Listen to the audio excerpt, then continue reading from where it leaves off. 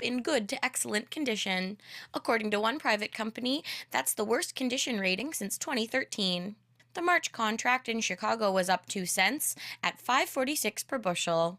Kansas City March wheat was up 2.5 cents at 4.68 per bushel, and Minneapolis spring wheat was up a cent in the March contract at 5.27 per bushel. Markets will be closed on Monday for holidays in both the U.S. and Canada. That's a look at the ICE futures and global markets for Friday, February 14th. For expert analysis from Bruce Burnett and Mike Jubinville, visit marketsfarm.com. In Winnipeg for Markets Farm, I'm Marlo Glass. The opinions expressed during this show do not represent those of this station. If you've missed any of this show, you can follow the podcast at energeticcity.ca. Now, an in-depth look at the news and information shaping our community. This is Moose Talks with your host, Doug Craig, on Moose FM. Good morning. It's an all-city edition of Moose Talks this time, as a little later on we're going to be talking to Marissa Jordan, who after this weekend will have earned her vacation as she is the recreation programmer for the city of Fort St. John, spearheading the High and Ice Festival. Maybe you heard about it. It's happening all weekend long. Kind of a big deal. That's coming up later, but first we're going to start talking budgets with Ryan Harvey, the communications coordinator for the city of Fort St. John. How's it going this morning, Ryan? Thanks so much for joining us. There we go. So let's talk a bit about the budgets. There's two of them that the city actually passes. Why don't we start with that? Can you tell us a bit about what they are and why they're different? Yeah, so obviously the first one is the operating budget. So that's the day-to-day expenses. That's the snow clearing. That's the bylaw officers. That's kind of the day-to-day stuff that the city and the services that the city provides to its residents. Okay.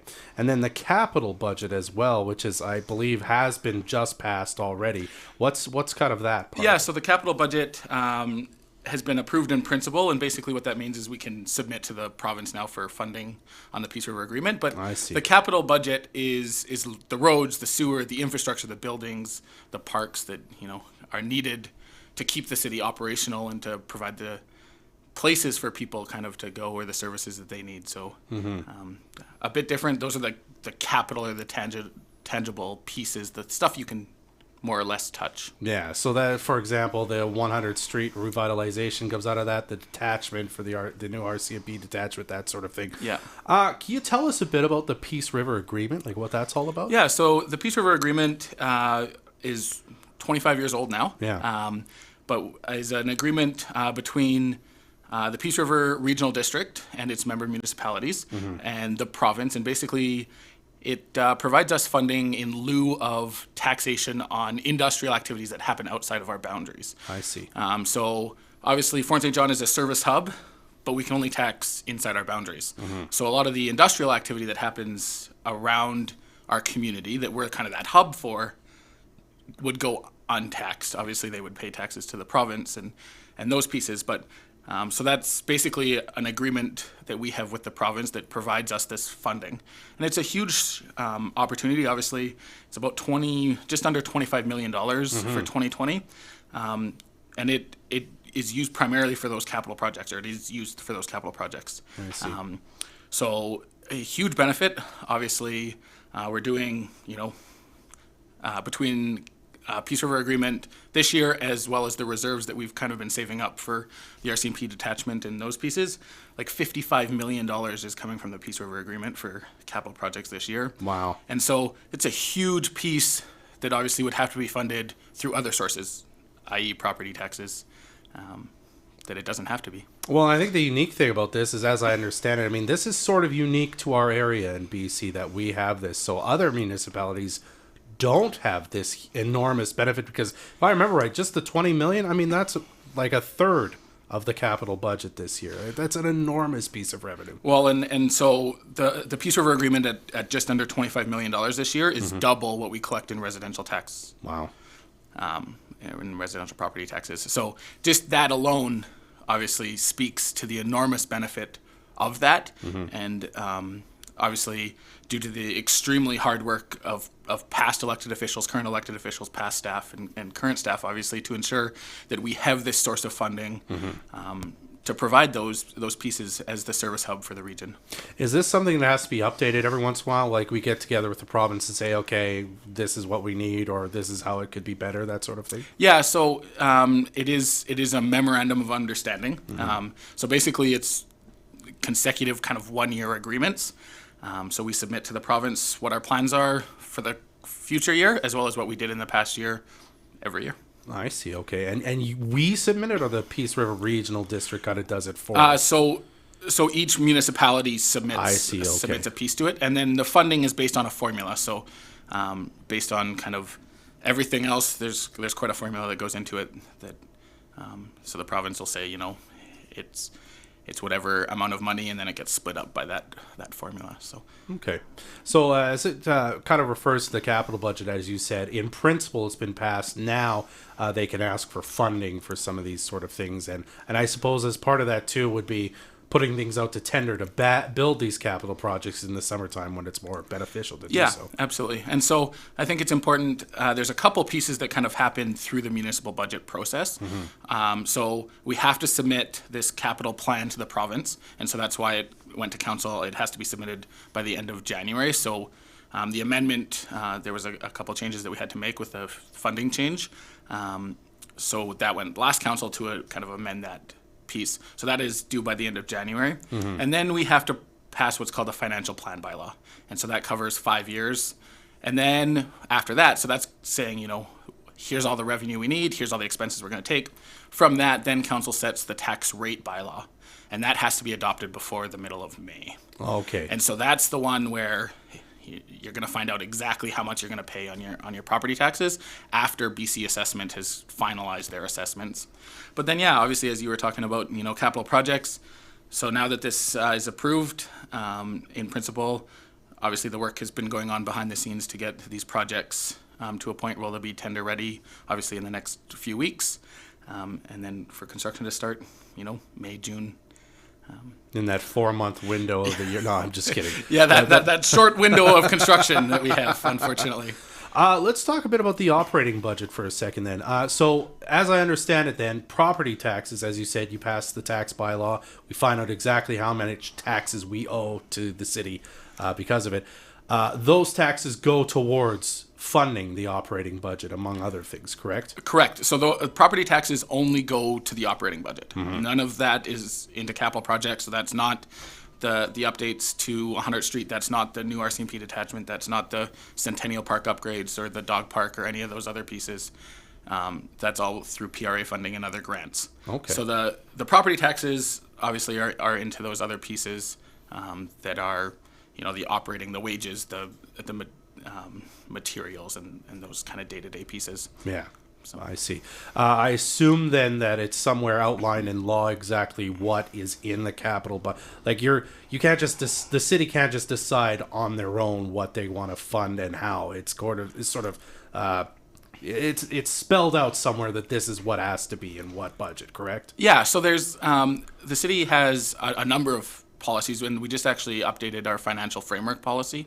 And so what that really took a look at was that we have 10 interconnected financial policies. And so it made sense to review them all at the same time. And that was what this piece was. Obviously, you can't make changes to the capital plan or the capital piece without affecting other pieces along the way. You can't change the staffing formula without affecting the permissive tax exemptions. And so it was important to look at all of those pieces together. But yeah, so we have a policy that says of the Peace River Agreement, a certain percentage is going to go into roads and a certain percentage is going to go into parks. And so there's 5 main components of capital projects. So those are roads, water and sewer, parks and buildings, machinery and equipment, and then special projects. Those are the future planning kind of pieces. So a slope stability project, making sure that we're ensuring our assets are available for decades to come. Okay.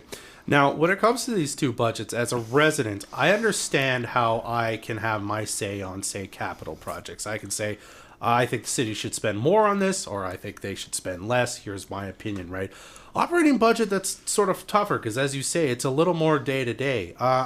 But you still do solicit opinions from citizens of Fort St. John on how to spend the money in the operating budget, do you not? Absolutely. So yeah, last week we held our budget open house before the first three readings, or during the process of the first three readings of the financial plan bylaw.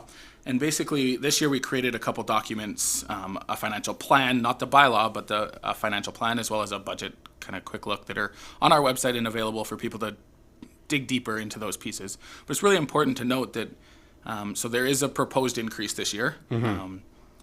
The lowest of 14 comparable communities at 1.25%, basically needed to cover the change between the BC employer health tax and the cancellation of the MSP premiums that the city paid. So that difference right there is $351,000 in the budget, and the proposed increase is $356,000. So it really kind of comes down right to those pieces. We've done a tremendous amount of work over the last few years at internally looking for those savings. So $1.2 million in savings on kind of that discretionary spending. So materials and supplies, reducing those to a level where, it's great to budget for them, but if we're not spending them, then it doesn't make sense to collect that tax revenue.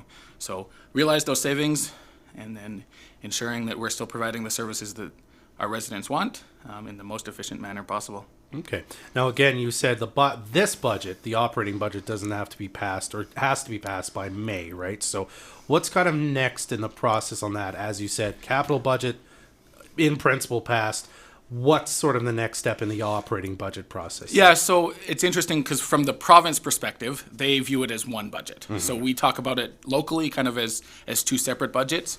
So at the meeting on the 10th of February, Council gave their first three readings to the financial plan bylaw. That covers both the operating and the capital pieces for the next 5 years. Although you have to do it every year, you also do the budget and then 4 years of forecast. I see. So I think... and that's, sorry to interrupt, that's updated every year then. You're always including the next 5 years. Yeah, okay. Always making sure that we're looking out long term to see what is changing and when, kind of where those pieces are coming from, right? And so the first three readings were done on the 10th, and so now on the 24th it'll go for adoption, and then the financial plan would be set. And from there, then we would talk about the actual tax rates, which are multiplied then by the assessed value of each property to ensure that we get to that. So this piece is really about, we need to raise, $12 million and change in property taxes from residential property and from that property class. And so then that is showing how that's going to affect the tax rates later on. Okay. All right. Now, to go back to the capital budget again, if you don't mind, what are some of the things that are on the capital budget this year? I mentioned a few of them, but there's quite a few lines. I mean, you could name the big ones, but what else is in there that maybe people don't know or you talk about a lot? Yeah, so it's quite an extensive list of projects and different pieces. So obviously, the major one is the upgrades surrounding kind of 100th Street. Yeah. So the intersection at 96th and 100th, the back lanes that we've heard from businesses need to be ensured that their access is maintained. Lights and traffic signals at 96th and 96th down there by the field house. But then there's also the new RCMP detachment that's breaking ground. We'll continue work on Kin Park and Solaris Park plans to get those ready. The paving of the road that goes through Kin Park, the first phase is going to happen this year. The new trails in Fish Creek Community Forest. So there's definitely a lot of stuff going on. And then we always have what we call road overlays and pieces like that. So we take a look at in the spring after the snow melts, what are the worst roads, and we get those overlaid. So we mill off the top and repave them. Okay, so would road maintenance then come out of the capital budget, or is that... So those pieces are capital pieces. I see. Pothole repair, for example, isn't. Okay. So the wages and the materials to actually conduct pothole repair, that's in the operating budget.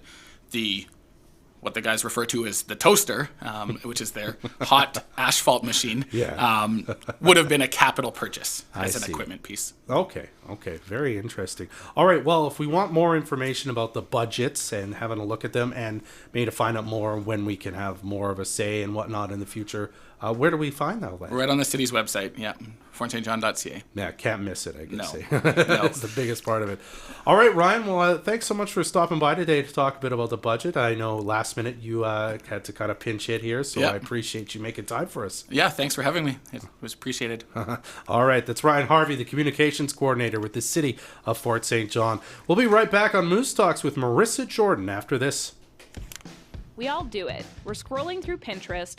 We see a picture of beautiful farmhouse shelving that would look perfect in our kitchen, living room, bathroom, anywhere. And we have to have it. So head to MCO and pick up everything to make your Pinterest project successful and beautiful.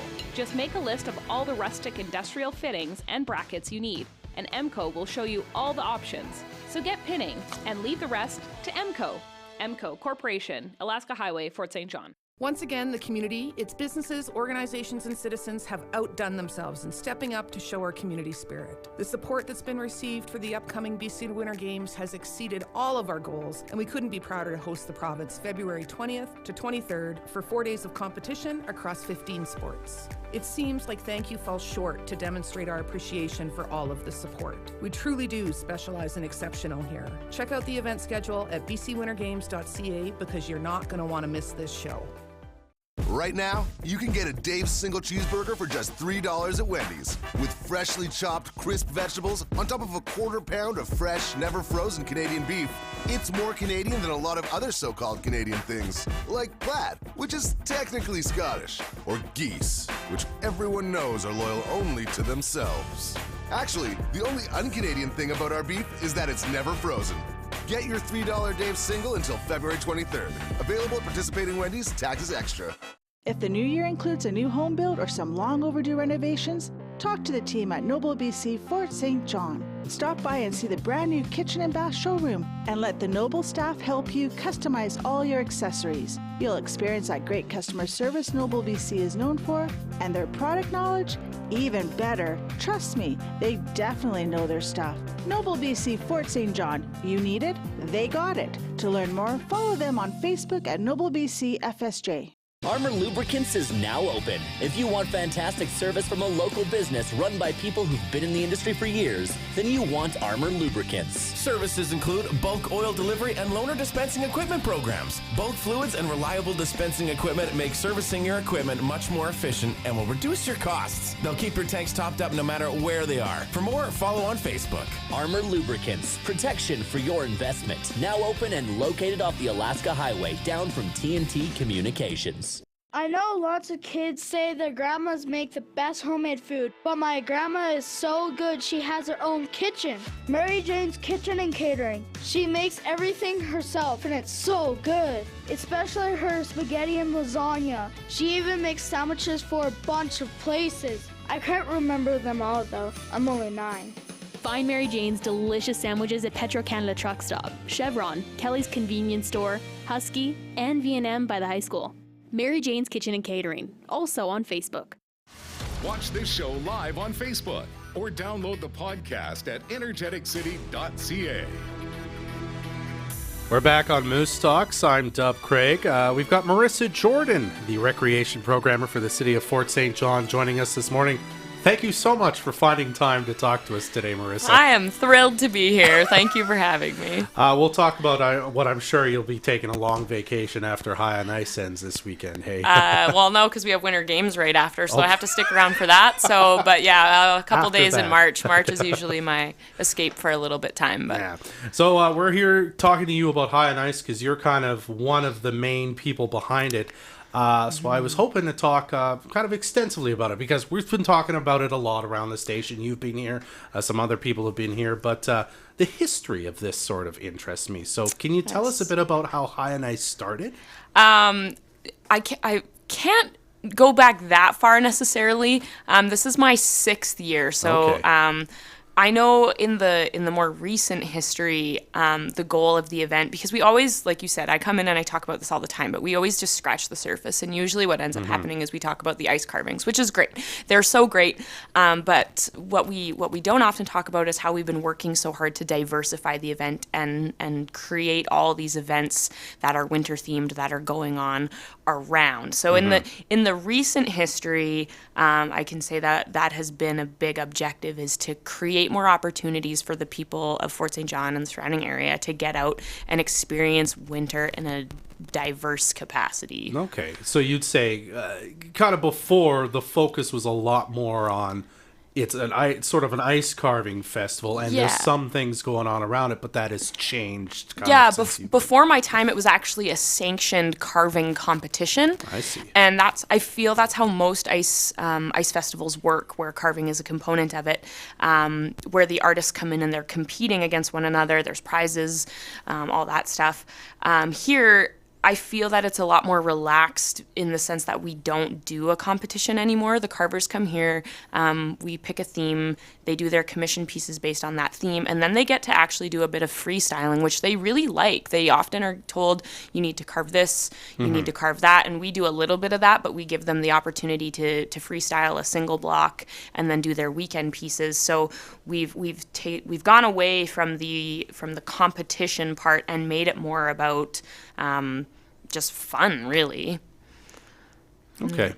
Why do you think a winter festival matters? I mean, summers here are beautiful when they happen. Why do you think it's so important to embrace winter in the way that we have with the High on Ice? Well, I grew up on Vancouver Island, where we didn't really get winter. I didn't skate on an outdoor rink until I was like 18 years old. And it's mind-blowing to think about. And I really do think I never snowshoed before I moved here. There's a lot of things that are unique to a winter community that you can't do in other places. And I think High on Ice is sort of the driving force for providing those opportunities that you don't get to do those activities in a lot of other places. And we try to make those things accessible. So we have a few snowshoe events going on this weekend where snowshoes are provided.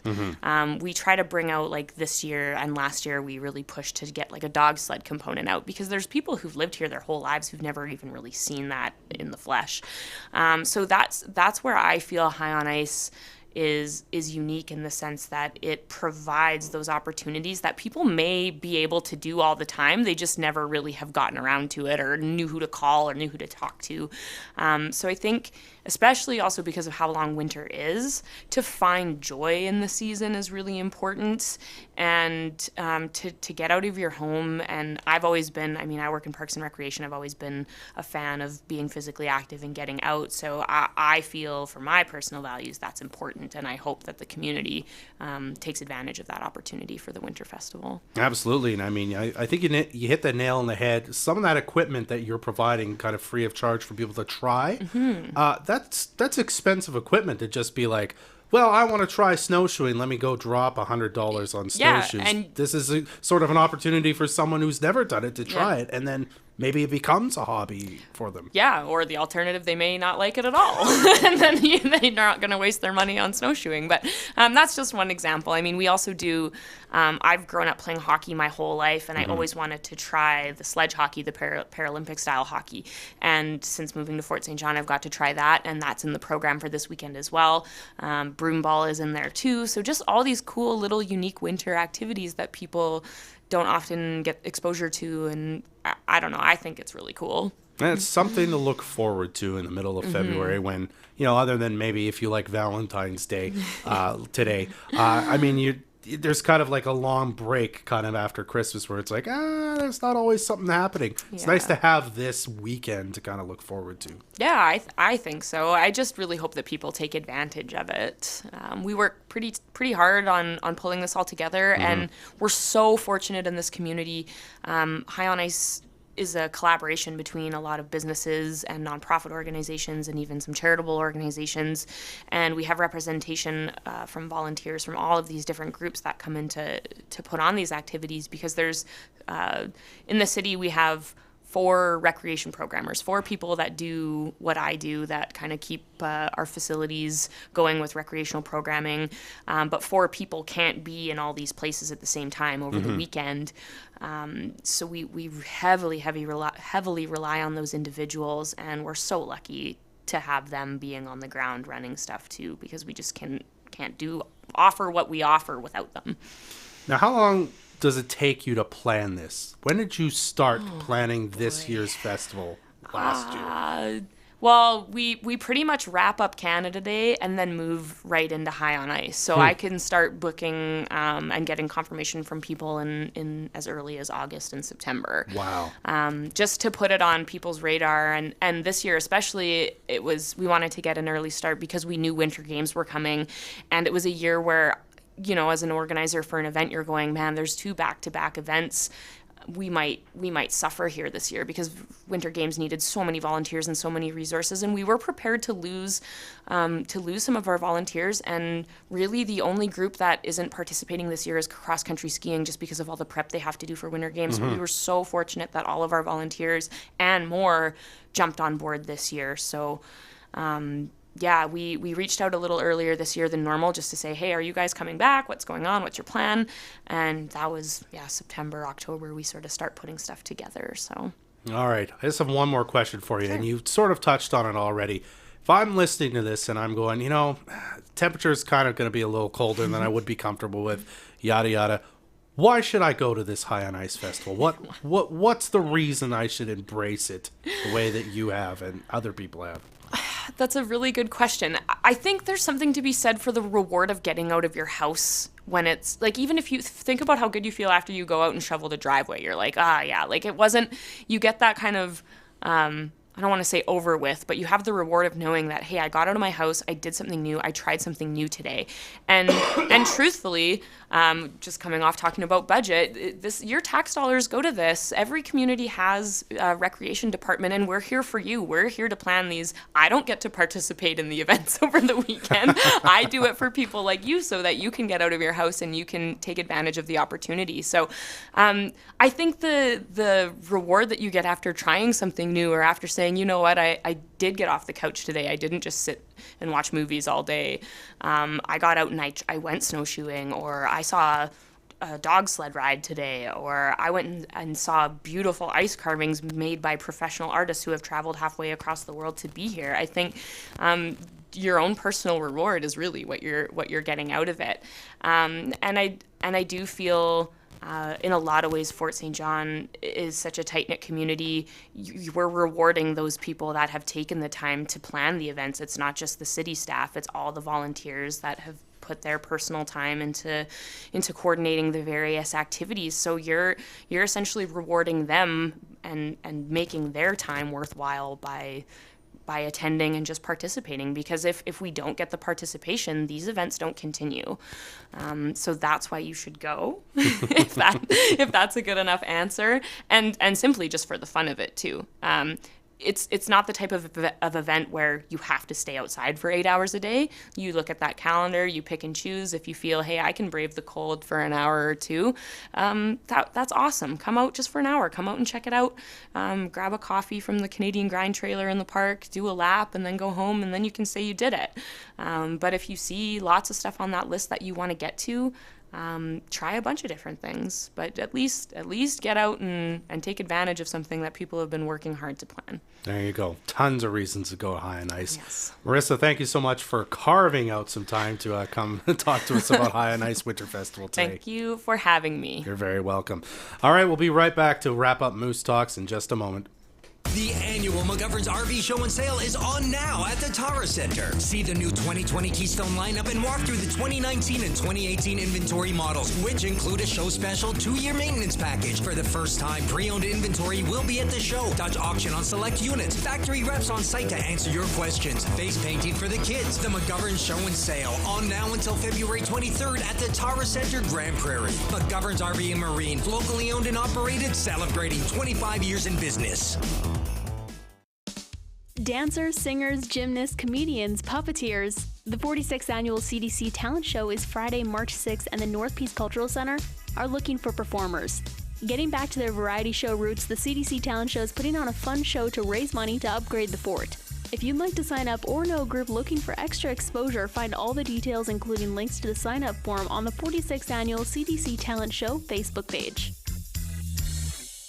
If you're looking for hassle-free internet services, call the Peace Region Internet Society today. With coverage throughout most of the Peace, PRIS can get you connected quickly without the hassle of contracts or bundles. Visit PRIS.ca or call 1-800-768-3311 for more information. This Sports Booster is brought to you by First Choice Towing. For all your towing needs, lockouts, boosters, tows, they do it all 24/7. Call 250-785-2271. You can count on First Choice Towing for all your towing needs.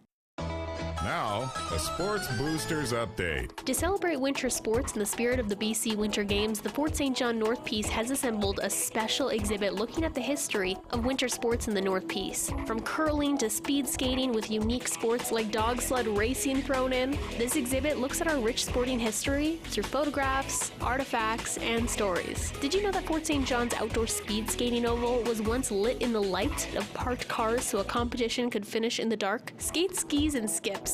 Winter sports in the North Peace exhibit at the Fort St. John North Peace Museum from now until March 31st. Send us your sports info, sports@moosefm.ca, or by fax, 263-9749. Sports Boosters on Moose FM. Ryerson Contracting, proud to be a sponsor of local sports. Ryerson Contracting, specialists in pipeline and facility construction, turnaround, and maintenance. Let Ryerson Contracting's combination of quality personnel and equipment complete your next job with safety and integrity. Call 785-0515. This Sports Booster is brought to you by Olive Tree Mediterranean Grill, located on 100th Street. Ask them about catering your next event. Mediterranean cuisine is all homemade to perfection. Our community first. This is Moose Talks with Dub Craig on Moose FM. Big thanks again to Ryan Harvey, the communications coordinator with the City of Fort St. John, for stopping by to talk about budgets. As he said, if you want more information about it, www.fortstjohn.ca. You'll see it there. It says budget or something along that lines. You can click right on it. Marissa Jordan as well stopping by to talk about High on Ice. Get out, enjoy it if you can. Again, fortstjohn.ca/ice to see a full schedule of events. Well, that's it for Moose Talks today. A big thanks to Adam Rayburn, who's running the board today, and Tracy Teves for being the producer. I'm Dub Craig. See you next time. Join us next Friday at 10 a.m. for another episode of Moose Talks, a weekly talk show about Fort St. John and the North Peace. 100.1 Moose FM.